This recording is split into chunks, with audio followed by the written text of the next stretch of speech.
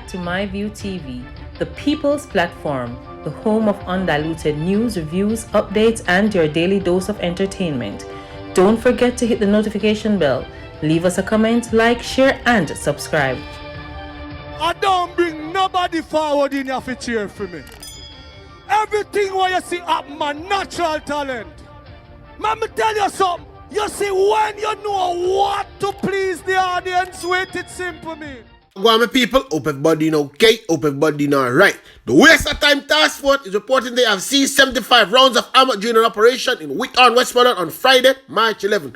Report that at about 5:45 p.m. security forces recover 55 5.56mm rounds, 18mm rounds, and 2 45mm rounds beneath a makeshift beds in a hut on a hillside in the community. It was not disclosed whether anyone was arrested in connection with the find. Investigation continue. In the meantime, the task force will come for waste time, say it will continue to carry out activities in an attempt to reduce violent crime across the island and ensure citizens' safety and security. I waste no waste time.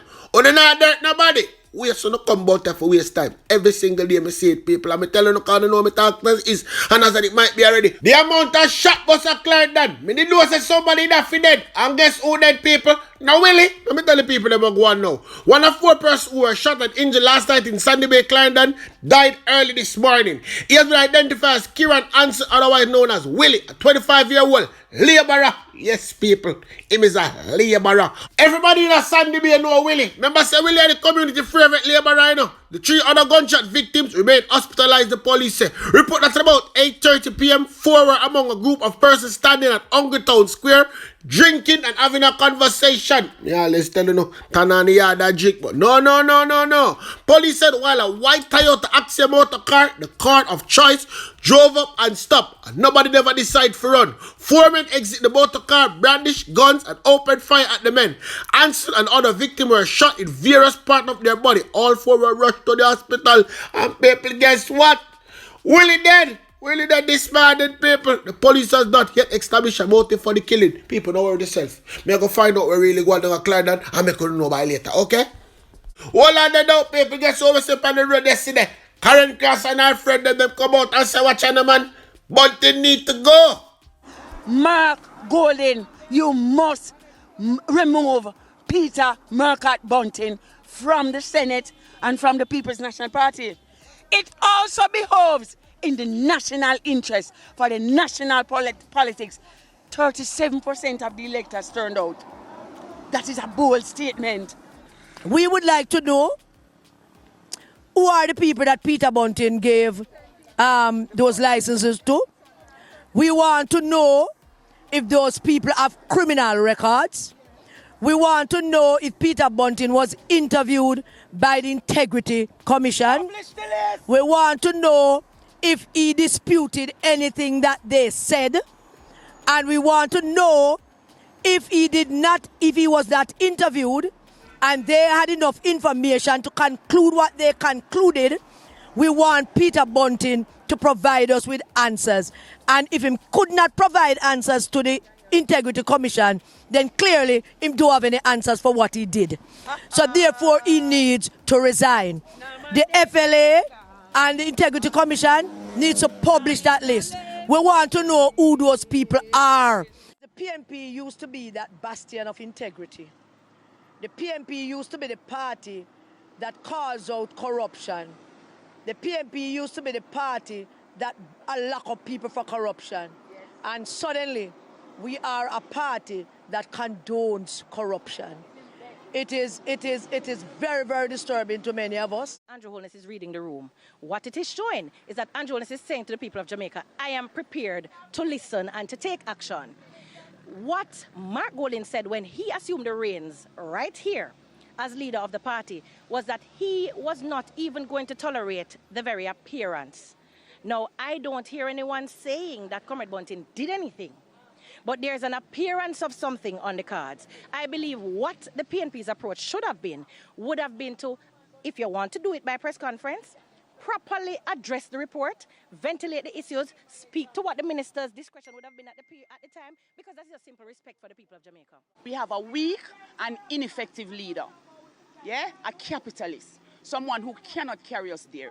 This is a disgrace. And they continue to do this thing with them 10 people or so, but it is a disgrace. Because when others pass and see people demonstrating the PNP, who are supposed to be PNP, it put a bad taste in their mouth. The people them need answers, but what the general public need to know, who really run the party there? Yes, who really run the party? That's the question where everybody been asking. You understand? Remember when Bunting did come and say divine intervention? People, he only said that in a public, but behind closed doors, he may do something different. Listen Bunting now.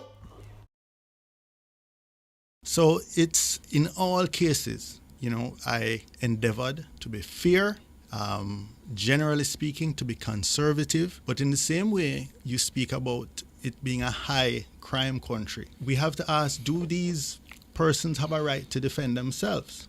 There was an outcry in about a couple murdered who operated a supermarket in St. Elizabeth because they or their son had been denied an application even though the business dealt with a lot of cash because they did not establish the need to be armed. In a country which has had the unenviable reputation of having one of the highest murder rates for decades, I think there's a prima facie case for our citizens to have a right to defend themselves.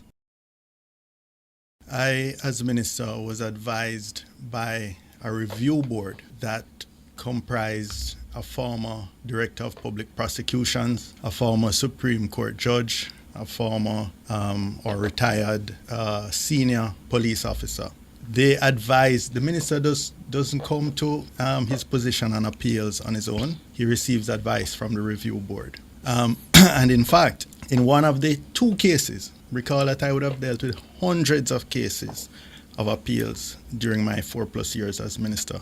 In one of the two cases that they, after sieving through those 100, could come up with, the review board actually recommended to return 3 licenses to the individual, and I acted more conservatively.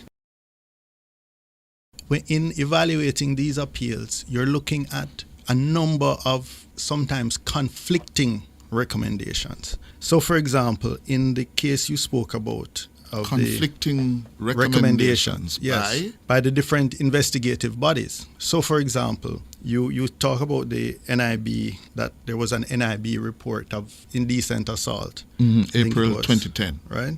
On that same case, the FLA investigator recommended that the applicant is fit for the granting of such license, and that he had previously held and maintained an impeccable record, and given the nature of his employment, the applicant should be favorably considered.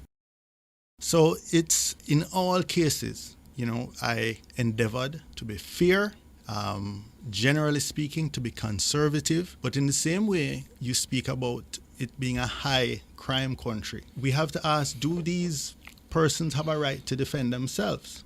There was an outcry in about a couple murdered who operated a supermarket in St. Elizabeth because they or their son had been denied an application even though the business dealt with a lot of cash because they did not establish the need to be armed. In a country which has had the unenviable reputation of having one of the highest murder rates for decades, I think there's a prima facie case for our citizens to have a right to defend themselves. There's no allegation that Mr. Bunting, as the then minister, in any way misdirected himself. He has a discretion. Recommendations were made by the review panel. He looked at the facts of the case before him, and he had dealt with many, many cases as minister over the 4 years. And in these 2 instances, he felt that the right decision was to allow them to get their licenses. And he's explained the facts of each case. One never resulted in a charge at all, and the other was a situation where the conviction had been expunged. So that was a legitimate exercise of his discretion, and for those to be insinuating that there was any improper motive or corruption is just inconsistent with the facts. People don't want like sound explain on the better from Mark Golding. Me only was a him not a sincerity. But anyway, we can move on and go down to Supreme Court. Ball to ball commentary on the One Done gang trial. The prosecution in the One Done Clansman gang trial earlier today led a retired police witness through telephone conversations that were secretly recorded among alleged members of the gang. This was the aim to identify the voices of two defendants, Stephanie Christie, alias Muma, and Jason Brown, who was previously pointed out as City Puss.